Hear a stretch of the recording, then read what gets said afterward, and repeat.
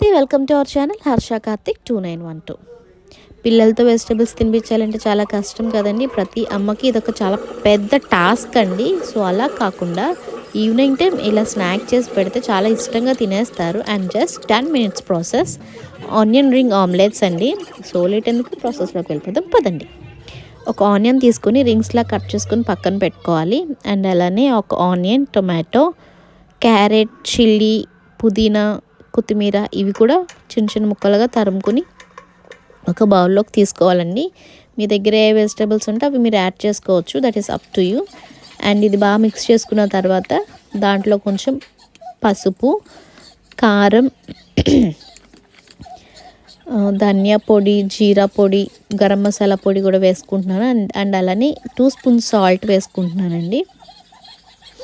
Salt వేసుకుని బాగా mix చేసుకోవాలి. ఈ అంతా కూడా మిక్స్ చేసుకున్న తర్వాత దాంట్లో నేను ఒక 5 eggs తీసుకుంటున్నానండి.